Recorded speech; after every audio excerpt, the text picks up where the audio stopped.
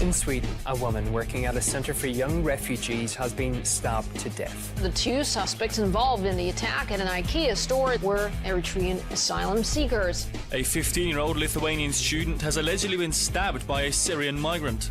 According to figures obtained by Swedish media, the police have dealt with 5,000 incidents involving migrants in just 4 months, and that number has grown while we've been here. While few feel comfortable talking about immigration here, this Bosnian refugee who moved here when he was 5 has no problem addressing the issues he believes are destroying his adopted country. Hey, welcome to Sweden. This is the #1 rape capital of Europe. The Swedes are the most self-loathing people on the entire globe. I have never come across a country where nationalism is one of the biggest taboos, to the point where it's considered to be racist. We met the angry foreigner in the woods where he films some of his videos.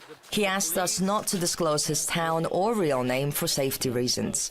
It recently got out that the chief of press for the police in Stockholm sent out a memo to all cops saying that we don't describe the perpetrator by ethnic appearance, meaning we can't reveal that it's an immigrant because the police isn't racist and we shouldn't be perceived as racist either.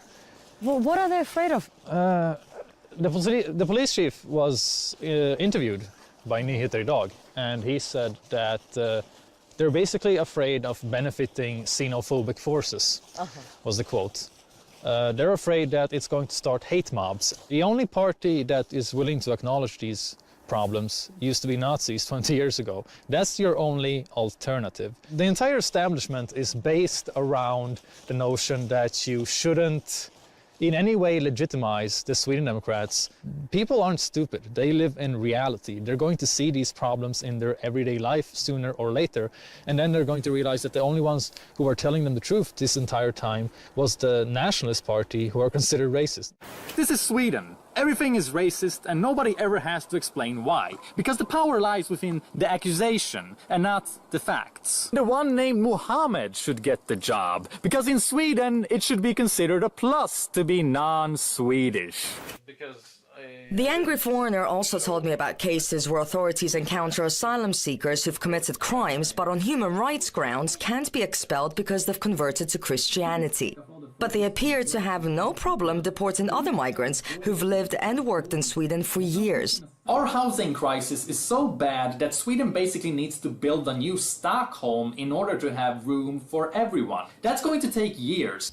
If there were enough resources in Sweden, for example, enough houses, enough money, would you be opposed to so many asylum seekers coming in from the Middle East and Africa, or is it a problem with Muslims? Can you clarify that for me?